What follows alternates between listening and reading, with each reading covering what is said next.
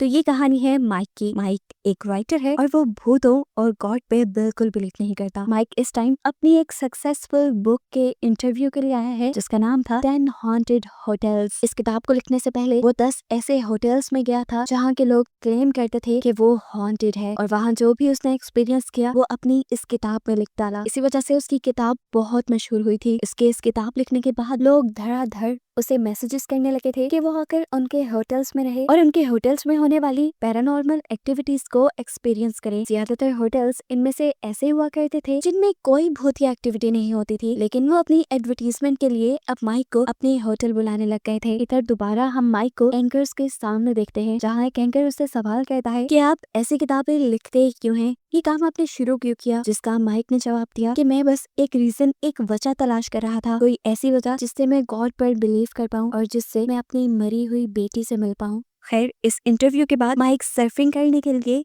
सी side पर चला जाता है जहाँ समुद्र की लहरों के बीचों बीच सर्फिंग करते हुए एकदम से उसका ध्यान किसी और सोच में चला गया और पीछे से आने वाली बुरी लहर ने उसके सर्फिंग बोर्ड को ही उल्टा दिया, जो जोर से उसके सर पर टकराने की वजह से वो वहीं बेहोश हो गया। बेहोशी में माइक डूबता जा रहा था और इसके बाद सीन कट होकर दिखाया गया कि समुद्र की लहरों ने माइक को लाकर जमीन पे लापटा है। माइक को यहाँ होश भी आ गया था, लेकिन अभी पूरी तरह वो हर चीज को समझ नहीं पा रहा था। तभी दूर से एक इंसान उसके पास आया जो उसकी मदद करना चाह रहा था, लेकिन तभी माइक ने खांसी की, उसके मुंह से पानी निकला और वो बिल्कुल ठीक हो गया। वो मौत को बहुत करीब से देखकर आया था, लेकिन इसके बावजूद भी उसको ज्यादा सदमा नहीं हुआ था। बड़े ही आराम से वो एक कैफे में जाता है, अपने लेटर बॉक्स में से लेटर्स निकालता है और उन्हें पढ़ने के लिए बैठ जाता है। काफी सारे लेटर्स तो एक तरह की इन्विटेशंस थी जिसमें लोग माइक को अपने होटल्स में बुला रहे थे इन्वेस्टिगेशन करने के लिए, और ये सभी माइक को बकवास लगे सिवाय एक के। ये डॉल्फिन होटल से आया था। इसके अंदर होटल की तस्वीर थी और उसके पीछे लिखा था कि रूम नंबर 1408 में बिल्कुल मत जाना। ये वार्निंग सुनकर उसे थोड़ी सी एक्साइटमेंट होती है और वो इसी लम्हे फैसला कर लेता है कि वो डॉल्फिन होटल जरूर जाएगा, जो था न्यूयॉर्क के अंदर। जाने से पहले उसने कुछ रिसर्च भी की और उसे पता चला कि आज से काफी सालों पहले 1938 के अंदर एक फैक्ट्री ओनर ने डॉल्फिन होटल के रूम 1408 के अंदर सुसाइड कर ली थी और उसके बाद से वहाँ सुसाइड के सिलसिले चलते रहे। 10 से 12 लोगों ने अजीबोगरीब तरीके से उस रूम में सुसाइड की थी। इस वजह से वहाँ जाना किसी के लिए भी मुमकिन नहीं था। वो जब रिजर्वेशन करवाने के लिए भी कॉल करता है तो रिसेप्शनिस्ट उसे कहती है कि आप रूम नंबर 1408 के अलावा कोई भी रूम ले सकते हैं, लेकिन रूम नंबर 1408 को हम किसी को नहीं देते। ये सुनकर उसे गुस्सा आ गया। क्या बकवास थी, वो खुद उस रूम में रहना चाह रहा था लेकिन होटल वाले उसे दे नहीं रहे थे। तब वो अपने पब्लिशर को कॉल करता है और उससे कहता है किसी तरह रूम 1408 मैनेज करो, और पब्लिशर अपने लॉयर के जरिए वो रूम माइक के लिए रिजर्व करवा देता है। लेकिन जाने से पहले उसे खुद इस मर्तबा थोड़ी सी नर्वसनेस महसूस हो रही थी जो पहले उसे कभी नहीं हुआ करती थी। रूम में जाने से पहले उसे इस होटल के मैनेजर अपने रूम में बुलाते हैं। असल में वो किसी भी तरह माइक को रूम 1408 में जाने से मना करना चाहते थे। वो माइक से कहते हैं, मिस्टर माइक, ये $800 की शराब आपको मुफ्त में दी जाएगी अगर आप उस रूम में ना जाएं। उनकी इस बात पे माइक जवाब देता है, आपका ये तोहफा भी मुझे रूम में जाने से रोक नहीं सकता। तब मैनेजर सीरियस हो जाते हैं और माइक से कहते हैं, आप जानते हैं ना वहाँ कितनी मौतें हुई हैं? माइक झट से बोला, 12। तब मैनेजर ने नाम में सर हिलाते हुए कहा, नहीं 12 नहीं बल्कि 56 मौतें हुई हैं वहाँ पर, जिसमें से सिर्फ 12 को ही पब्लिक किया गया और हर मौत पहले से ज्यादा भयानक थी। बेहतर यही होगा कि तुम उस रूम में ना जाओ, मैं अब एक और मौत यहाँ पर नहीं देख सकता। माइक जवाब में कहता है, अच्छी कोशिश थी मुझे डराने की, लेकिन मैं डरूंगा नहीं। ये सुनकर मैनेजर हंसा और उसने माइक के सामने एक फाइल रखी जिसमें सभी मरने वाले लोगों की डिटेल्स थी। पहले जिस आदमी ने वहाँ सुसाइड की थी उसने तो अपना गला काट दिया था, और जब उसे देखा गया तो वो मरने से पहले सुई से अपना गला सीने की कोशिश कर रहा था। एक औरत ने अपना मुंह सूप बोल में डालकर सुसाइड की थी। ये बातें सच में चौंका देने वाली थी। पहला ऐसा कोई होटल था जो सच में थोड़ा थोड़ा माइक को हॉन्टेड लग रहा था। मैनेजर उससे कहता है, तुम मेरे ऑफिस में बैठकर 1408 के बारे में मुझसे कुछ भी पूछ सकते हो, ये पूरी फाइल रखी है तुम्हारे सामने, कोई भी केस स्टडी कर सकते हो। अपनी किताब के लिए जितना मटेरियल चाहे तुम यहाँ से इकट्ठा कर लो, लेकिन प्लीज उस रूम में मत जाओ। माइक उससे कहता है, क्या मुझे वो बोतल मिलेगी? चुप करके मैनेजर वो $800 की बोतल उसे पकड़ा देता है और माइक वहां से अपने रूम के लिए निकल जाता है। मैनेजर भी उसे लिफ्ट के जरिए उसके फ्लोर पर छोड़ने के लिए आया था, जहाँ लिफ्ट के 14 फ्लोर पर रुकते ही मैनेजर उससे कहता है, मेरा और आपका साथ यहीं तक था, इससे आगे मैं आपका साथ नहीं दूंगा। माइक को इस चीज से कोई फर्क नहीं पड़ता था। वो आगे गया और उसने अपना कमरा खोला। खोलने पे ये कमरा बिल्कुल नॉर्मल था, नॉर्मल फर्नीचर, नॉर्मल लाइट्स, कुछ भी ऐसा वियर्ड नहीं था यहाँ पे। यहाँ तक कि यहाँ की सफाई भी हुई थी। अगर कोई कमरा सालों से बंद होता तो वहाँ धूल तो जरूर होती। माइक इन सारी चीजों पे गौर करते हुए वॉशरूम में जाता है और टॉयलेट पेपर तोड़कर अपना पसीना साफ करने लगता है, जिसके बाद वो वापस रूम में चला गया। रूम का थर्मोस्टेट सही से काम नहीं कर रहा था, जिसकी वजह से रूम में गर्मी बहुत ज्यादा बढ़ती जा रही थी। इस चीज पे गौर ना करते हुए वो सबसे पहले अपना टेप रिकॉर्डर निकालता है और अपना यहाँ का एक्सपीरियंस रिकॉर्ड करने लग जाता है। सब चीजें नॉर्मल थी, नॉर्मल सा फर्नीचर, कुछ 2-4 पेंटिंग्स, कुछ एबनॉर्मल बस ये था कि कारपेट पे दाग धब्बों के निशान थे और एक अलमारी थी जो काफी पुरानी थी। ये सब रिकॉर्ड करने के बाद वो खिड़की के पास गया, खिड़की खोली और बाहर का नजारा चेक किया। बाहर बस कुछ बिल्डिंग्स थी और ट्रैफिक का भयानक शोर था। अभी वो यही सब रिकॉर्ड कर रहा था कि एकदम से उसे गाने की आवाज सुनाई दी, जिससे वो हड़बड़ा गया। पीछे मुड़कर देखा तो वो गाना साइड टेबल पे रखे रेडियो में बज रहा था और अब बेड के ऊपर एक बुक के साथ साथ 2 चॉकलेट भी थी। वो तकिया जिसे माइक टेढ़ा करके बैठा था, वो तकिया बिल्कुल ठीक अपनी जगह पर था, ऐसे जैसे दोबारा उसे किसी ने ठीक किया हो, और उस पर 2 चॉकलेट्स रखी थी जो पहले नहीं थी। इन सब चीजों को लेकर माइक थोड़ा कंफ्यूज हुआ और फिर उसे लगा कि शायद ये सब कुछ मैनेजर का किया धरा है, उसी का कोई चाल है, कोई प्लान है। और यही समझते हुए वो बिना ज्यादा सोचे समझे वो चॉकलेट्स उठाकर खा लेता है और रेडियो को बंद कर देता है। अब उसे ये बात तो कंफर्म हो गई थी कि जरूर मैनेजर का कोई आदमी इस कमरे में छुपा हुआ है, कोई सीक्रेट कैबिन, कोई सीक्रेट जगह इस कमरे में है। वो उसी चीज को ढूंढने लग जाता है और ढूंढते हुए वो वॉशरूम में जाता है, जहाँ उसने देखा कि वो टॉयलेट पेपर जिसे उसने यूज करके अपना पसीना साफ किया था वो बिल्कुल ठीक तरीके से लगा हुआ था। और 1 सेकंड में कोई कमरे में आकर ये सारी चीजें ठीक करके कैसे बाहर जा सकता था। इन चीजों ने उसे सच में थोड़ा सा डरा दिया, लेकिन कमरे की अलमारी में, बाथरूम में, बेड के नीचे कोई भी नहीं था। अचानक माइक की नजर छत पर गई, जहाँ पे वेंटिलेशन कंपार्टमेंट था। उसे ऊपर किसी के होने का एहसास हुआ और अब तो उसे ये बात कंफर्म हो गई कि जरूर मैनेजर का ही कोई आदमी वहाँ पर छुपा हुआ है और माइक को तंग कर रहा है। माइक उसे आवाज लगा के कहता है, अरे थोड़ी और कोशिश करो, इससे काम नहीं बना। कमरे का थर्मोस्टेट खराब होने की वजह से टेम्परेचर काफी बढ़ चुका था। वो अब रिसेप्शन पे कॉल करता है, जहाँ कॉल रिसीव करते ही रिसेप्शनिस्ट उससे पूछती है, क्या अब यहाँ से आप जाना चाहेंगे? माइक चिढ़ जाता है और उससे कहता है, अरे नहीं, मेरे कमरे का थर्मोस्टेट काम नहीं कर रहा, फौरन से पहले यहाँ पर किसी इंजीनियर को भेजा जाए। ये कहकर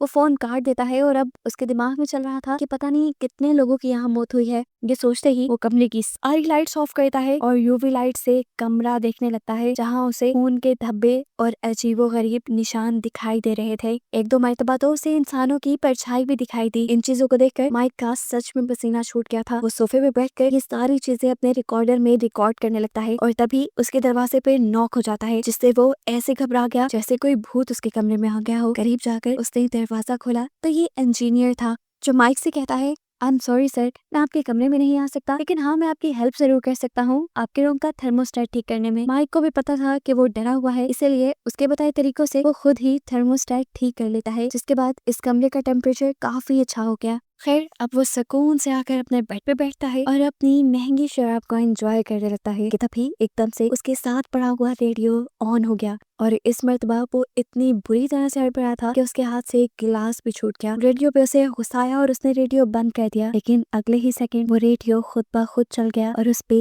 1 घंटे का टाइमर स्टार्ट हो गया। रेडियो पे उसे गुस्सा आने लगा था, उसे जाकर पीछे से रेडियो का स्विच ही उतार दिया, लेकिन इस सब के बावजूद भी रेडियो के ऊपर टाइम चलता रहा और उसे मैनेजर की वो बात याद आई कि इस कमरे में 1 घंटे से ज्यादा कोई भी स्टे नहीं कर पाया और शायद ये वही टाइमर ऑन हुआ था। इसी सब सोचों के दौरान माइक को कुछ भी सुनाई देना बंद हो गया। वो हैरान खिड़की खोलकर बाहर शोर की आवाज़ें सुनने की कोशिश करता है, लेकिन सच में उसे कुछ सुनाई नहीं दे रहा था और अब उसे सच में कुछ गलत महसूस हुआ। जैसे ही वो विंडो से बाहर निकलने लगा तो एकदम से विंडो बंद हो गई, उसका हाथ विंडो के अंदर ही क्रैश हो गया। विंडो को बहुत मुश्किलों से खोलने के बाद उसने फाइनली अपना हाथ तो बाहर निकाल लिया, लेकिन अब वो पूरी तरह जख्मी था। वॉशरूम में जाकर वो ठंडा पानी चलाकर अपने जख्म को धोने की कोशिश करता है, लेकिन तभी नल में शदीद गर्म पानी आने की वजह से उसका हाथ झुलस जाता है और वो दर्द में तड़पने लगता है। डर कर वो वापस कमरे में आया तो उसने देखा कि पास पड़ा फोन बज रहा था। उसने फोन उठाया, जहाँ रिसेप्शनिस्ट उसे कहती है, आई एम सॉरी सर, आपका ऑर्डर किया हुआ सैंडविच थोड़ा लेट है। ये सुनकर माइक हैरान हो जाता है और उसे कहता है, मैंने कोई सैंडविच ऑर्डर नहीं किया। सुनो, मैं हार गया हूँ, मुझे फौरन इस कमरे से बाहर निकालो और एक टैक्सी बुक करो, मैं जख्मी हूँ, मुझे हॉस्पिटल जाना है।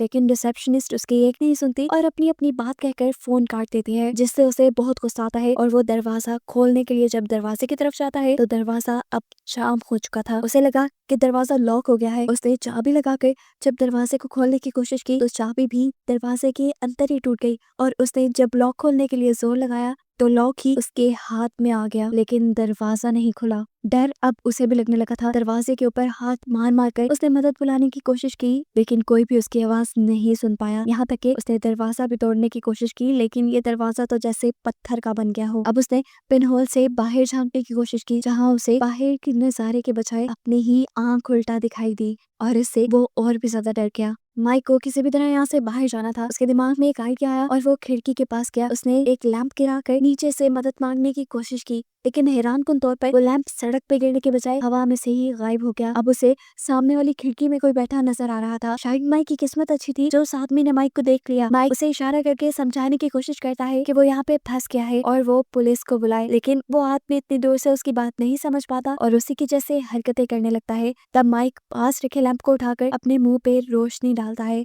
और सामने वाला आदमी भी यही काम करता है। जहाँ उसे देखने को मिला कि सामने जो आदमी था वो कोई नहीं बल्कि उसका रिफ्लेक्शन, उसका डुप्लीकेट ही था। और अभी पूरी तरह वो ये बात समझ पाता कि उसे सामने वाले खड़े माइक के पीछे एक अजीब सा आदमी छुरी लिए खड़ा दिखाई दिया। डर कर उसने जब पीछे मुड़कर देखा तो उसके पीछे भी वही आदमी खड़ा था, जो अब बिना सोचे समझे उसके ऊपर वार करने लगता है। माइक उससे बचने की भरपूर कोशिश कर रहा था और आखिर को माइक ने उसे उठाकर दूर धक्का मार दिया, और जब उसने मुड़कर पीछे देखा तो वो आदमी गायब हो चुका था। अगर वो आदमी यहाँ था तो एक ही सेकंड में वो गायब कहाँ हो गया। उसने पूरा रूम चेक कर लिया था, वो आदमी यहाँ नहीं था। तब उसे याद आया कि यहाँ आने से पहले उसे मैनेजर ने शराब दी थी और उसने बेड पे पड़ी हुई चॉकलेट्स भी खा ली थी। जरूर उनमें से किसी चीज के अंदर ऐसी ड्रग होगी जिससे उसे ऐसे हेलुसिनेशंस हो रहे हैं और डर लग रहा है। ये बात सोचकर वो रिलैक्स होकर सोफे पे बैठ जाता है, लेकिन तभी उसे अपनी बेटी की आवाज आती है जो उसे कहती है, डैडी मैं आपको सुन सकती हूँ। ये उसकी मरी हुई बेटी की आवाज थी, जिसे सुनकर वो भी हैरान परेशान हो गया। चारों तरफ से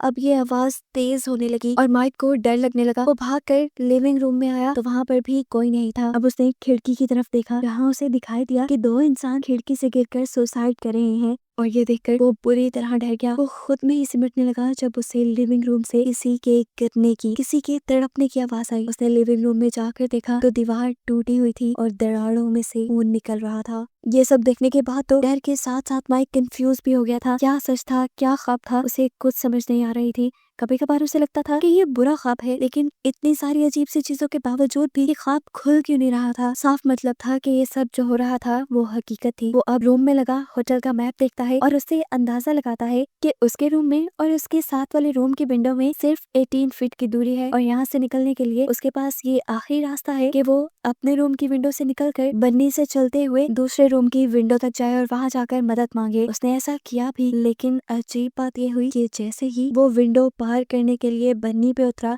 तो वहाँ से पूरे होटल की विंडोज गायब हो गई, और ये देखकर वो डर गया। नाचार वो अपने रूम की विंडो की तरफ वापस लौटने लगा, जहाँ से एक औरत ने उसके ऊपर हमला कर दिया। वो नीचे गिर ही जाता, लेकिन उसने बन्नी से लटक कर अपनी जान बचाई और किसी तरह बंद होती खिड़की से वो कमरे के अंदर आने में वापस कामयाब हो ही गया। ऐसा लग रहा था कि जैसे वो एक ट्रैप में फंस गया हो। उसने दोबारा जाकर दरवाजे पे जब होटल का मैप देखा तो वो परेशान हो गया, क्योंकि पूरा होटल का मैप गायब था और पूरे होटल की जगह सिर्फ रूम 1408 ही नजर आ रहा था। ये देखने के बाद जब माइक ने कमरे के चारों तरफ देखा तो वहाँ की सारी विंडोज, सारे दरवाजों के आगे एक दीवार बन चुकी थी, यानी बाहर जाने का अब कोई रास्ता नहीं रहा था। यहाँ से निकलने का कोई रास्ता नहीं था, यानी वो फंस गया था। मदद के लिए भी किसी को बुलाता तो कैसे, यहाँ के फोन्स भी काम नहीं कर रहे थे। तभी उसे अपने बैग में अपने सेल फोन का ख्याल आया। उसने जब मोबाइल निकाला तो उसमें भी सिग्नल नहीं थे। ये देखते हुए उसने फौरन अपना लैपटॉप निकाला और अपनी वाइफ को कांटेक्ट करने लगा। शुक्र करें कि इंटरनेट चल रहा था और उसकी वाइफ ने कॉल रिसीव भी कर ली, जो उससे नाराज थी क्योंकि काफी अरसे से माइक घर नहीं लौटा था। माइक उससे कहता है कि सारी बातें बाद में हो जाएगी, पहले मेरी बात सुनो।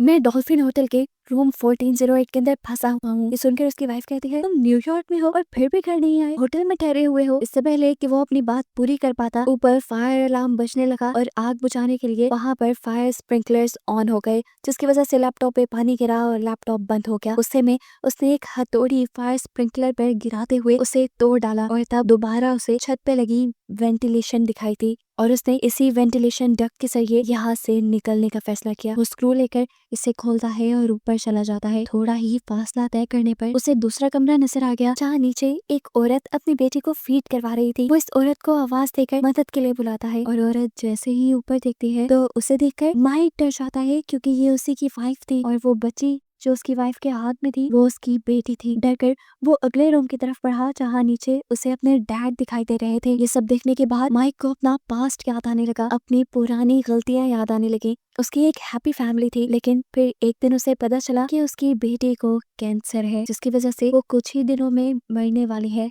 ये वक्त माइक और माइक की वाइफ दोनों के लिए ही बहुत मुश्किल था। माइक की वाइफ ने गॉड पे बिलीफ रखा और ये बात समझ ली कि जो गॉड की चीज है उसे गॉड की तरफ जाना चाहिए, और उसने अपनी बेटी को भी यही बिलीफ दिलवाया कि देखो गॉड के पास एक दिन हम सबको जाना है, और जब गॉड के पास चले जाते हैं तो वहाँ हमें हेवन मिलती है। हेवन के अंदर सब कुछ है और वहाँ हमें गॉड भी मिलते हैं। यहाँ से ज्यादा मजा आता है। असल में उसकी मॉम उसे डेथ के लिए तैयार कर रही थी, जबकि माइक का ख्याल था कि उसकी वाइफ को उसे हौसला देना चाहिए जिंदा रहने का। ऐसे ही कुछ दिन गुजरने के बाद उस बच्चे की मौत हो जाती है और माइक अपनी वाइफ के ऊपर गुस्सा हो जाता है कि अगर वो उसकी बेटी को हौसला देती जीने का तो शायद आज वो जिंदा होती, लेकिन उसने उसकी बेटी को मौत के लिए ही तैयार किया था। उसके दिन रात की इन बातों से उसके डैड भी तंग आ चुके थे। वो उसे समझाते हैं कि इसमें तुम्हारी वाइफ की कोई गलती नहीं, ये सब गॉड का एक प्लान था, तुम उसे कसूरवार ठहराना बंद करो। इसी चीज को लेकर उन दोनों के दरमियान भी बहस हो जाती है और माइक अपने ही डैड को घर से निकाल देता है, जिसके बाद उसके डैड ओल्ड एज होम रहने लगे थे और इस चीज का उसे पछतावा भी नहीं हुआ था।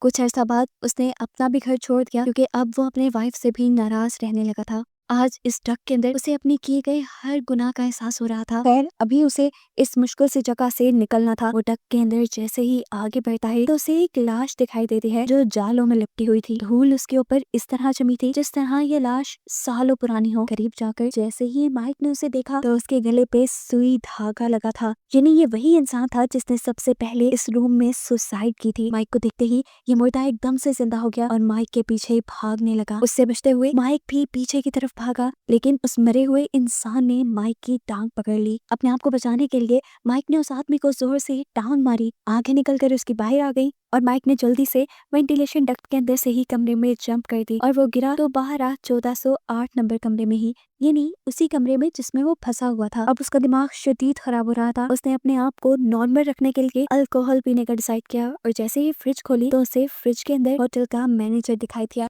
जो उससे पूछ रहा था तो बताओ माइक, क्या अभी भी तुम्हें भूतों पर यकीन नहीं हुआ? माइक जवाब में कहता है ये सब तुम्हारी चाल है ना, तुम ही ये सब कर रहे हो मुझे पागल बनाने के लिए, क्या चाहते हो आखिर तुम? मैनेजर कहता है बस ये बताना चाहता हूँ कि भूत प्रेत भी इसी दुनिया का हिस्सा है और ये दुनिया गॉड ने बनाई है। जिन चीजों को खेल बनाकर तुम लोगों के इमोशंस के साथ खेलते हो वही चीजें लोगों को होप देती हैं। गॉड भी लोगों को होप देते हैं और इन हॉन्टेड चीजों से लोगों का बिलीफ बनता है कि मरने के बाद भी एक लाइफ है। ये सारी एक्सप्लेनेशन सुनते ही माइक और कुछ नहीं उसी को बुरा भला कहने लगता है, लेकिन हमें दिखाया जाता है कि माइक मैनेजर को नहीं बल्कि फ्रिज को ही बोल रहा था। फ्रिज को बंद करके माइक जब पीछे मुड़ा तो उसे बाइबल नजर आई। उसने बाइबल को उठाकर बोला ठीक है मुझे यकीन आ गया है, अगर इस दुनिया में सोल्स हैं तो गॉड भी जरूर होंगे। ये कहकर जैसे ही उसने बाइबल खोली तो बाइबल के सारे सफ़े अब ब्लैंक हो चुके थे, जैसे अब ये उसके इम्तिहान का वक्त था। इसी दौरान देखते ही देखते कमरे में सर्दी इतनी बढ़ गई कि माइक ठंड से पागल होने लगा। अपने आप को गर्म रखने के लिए उसने कंबल ओढ़ लिया और कमरे में पड़ी हुई चीजों को जलाने लगा। हर तरफ बर्फ जम रही थी तो ये चीजें भी कुछ काम नहीं कर रही थी,